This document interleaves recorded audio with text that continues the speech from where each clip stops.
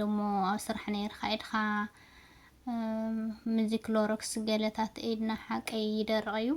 ንኡታት ገለ እየ ዝጥቀመሉ ነይረ እምበር ከምዚ ብዙሕ ጥቕሚ ዘለዎ ዘይመስለኒ ነይሩ ማለት እዩ። ስለዚ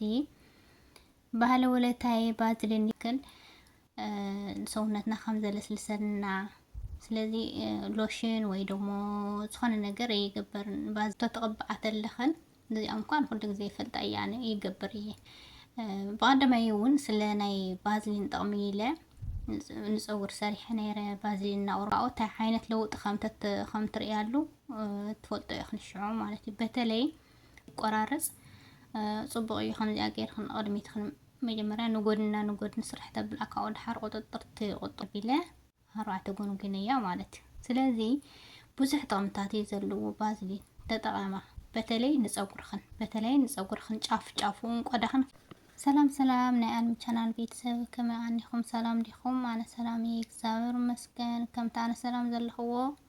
ንስኹም እውን ሰላም ክትኾኑ በዓልቲ ሙሉ ተስፋ እየ እምበርከስ ንዛ ቻናል ሓደሽቲ ዝኾንኩም ሰብስክራይብ ብምግባር ቤተሰብ ኾኑ ነባራት ዝኾንኩም ድሞ ከምቲ ኩሉ ግዜ ትገብሩልኝ ብርታዕ ላይክ ሸር እንዳገበርኩም እተው ሎማዓንቲ ደሞ ብሓድሽ ቪድዮ መፂና ኣለና ንሱ እንታይ እዩ ኣብዛ ቅድሚትኩም ትሪእዋ ዘለኹም ባዝሊ ማለት እዩ። ባዝሊ በዓል ውዕለታይ ንዓይ ብዙሕ ጥቕሚ ዝረኸቡ ከላ ንዓኹም እውን ክትጠቕመኩም እያ ትፈልጥዎ ኢኹም ዘይትፈልጥዎ ደሞ ከምዚ ከማይ ሱቕ ኢለኒ ከምዚ ደረቕ ኢድ ወይ ደሞ ኣብ ስራሕ ነይርካ ኢድካ ምዚ ክሎሮክስ ገለታት ኢድና ሓቀይ ይደርቕ እዩ ንኡታት ገለ እየ ዝጥቀመሉ ነይረ እምበር ከምዚ ብዙሕ ጥቕሚ ዘለዎ ዘይመስለኒ ነይሩ ማለት እዩ። ስለዚ ባህለ ውለታይ ባዝሊን ድጊ ሎማዓንቲ ከማይ ዘይትፈልጥዋ ዝነበርኩም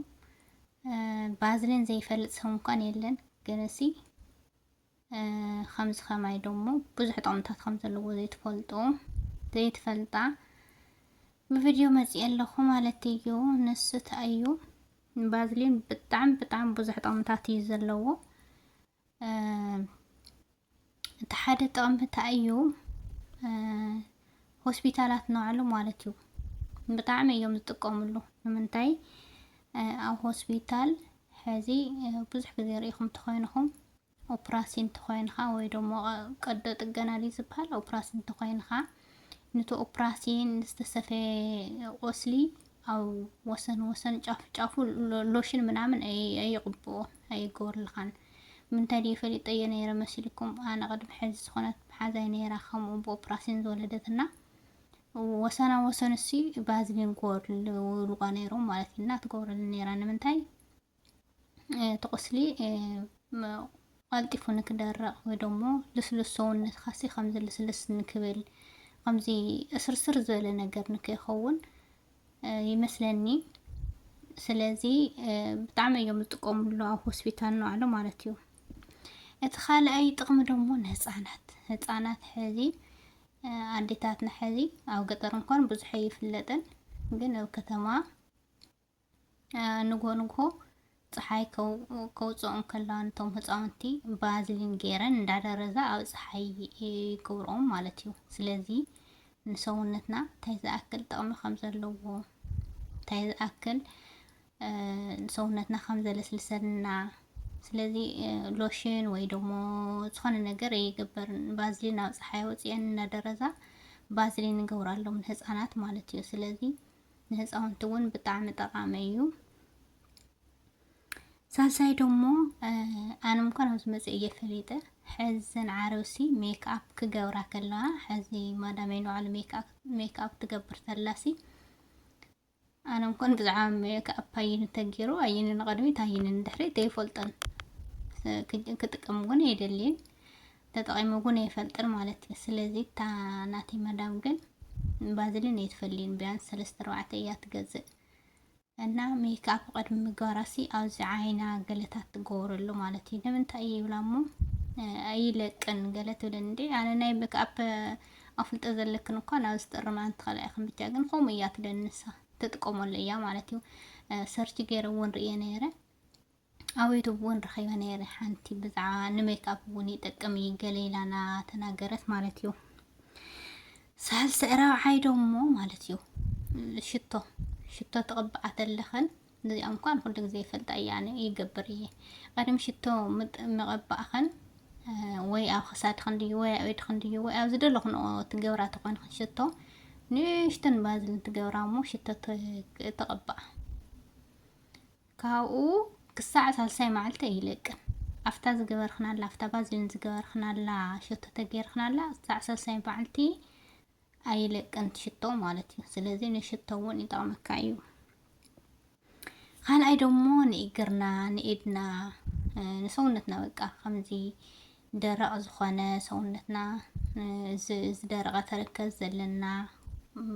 بقى سونتنا سي خمزي حقي درقنا لسلس قص له ويدمو سونت له نوعه أول ماي بتلي ما يتحاتيون وديون تغيرنا له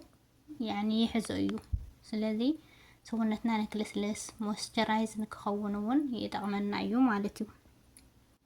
اذا نشتن انا زحاسو ومبر بطعم بزح طعمتات يزلو فازلين مالتي كاو دمو نصغرنا انا نصغري بعد ما يون سلاناي فازلين طعميله نصغر سريح نيره فازلين ناورم فدغير سريح نيره بزح قولعو كومنتي خنا نيرخن واه فازلين خم غير خن صغر خن قالت لا نيرخن مالتي انا زطعمن نسي تتقوم على ليه مكر أمه مكر كأوتا حينة لو خمت ريالو تفوت يخن الشعوم مالتي بتلي ما أنت تصورن زلكن درا تصورن زخانة تعرف نزرقف بتعم يتقامي أنا استقامن إذا نقرأك نزلخ مريم ميلا متجس يحسون إن أنا تصور بتعم يدرا أنا يركف نيري أحزقن ونقور اللي أقطعم شاور كوسد سلازخون هو صغري يكون جينا يا من تايخة بدي زي غارص إلى مكرية مالتي رأيوس خم جير السلس خمس زل صغر خا أو خلت سلسة أربعة خمس جير خن نقول نبيل خن بازلن جير خن حدير خن بتصبحت وتفتح وتلخن خم جير خمس السلس الشعو تري خن مالتي بعد ما يخم سلزل خنانيو إني صغر خاص بازلي خم جير خا خم غير خطتقمي لخن طيقنا عن سلازل خنيه زي أثر حذر لهم على سلازل بزح طقمتات يزلوا عاوزي روعتكو قنقني لحاسبة نيرسي حاسة غيره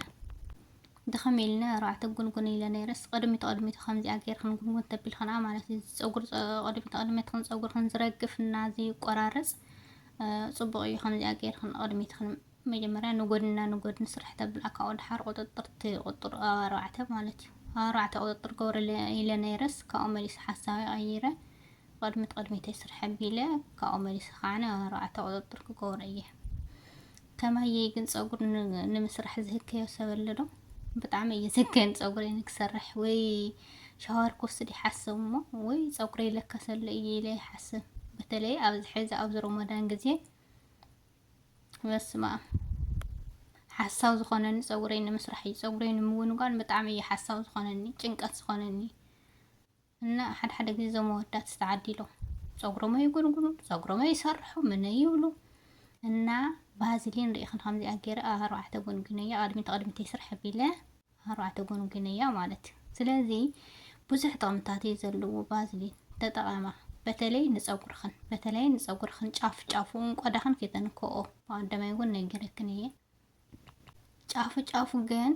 ከይብዛሕኽን ንእሽተን እናገበርኽን ቢያንስ ሎማዓንቲ ተገይርክናሉ ፅባሕ ኣይትጉንጉን እዩ ምሽ ድሕሪ ፅባሕ ከዓኒ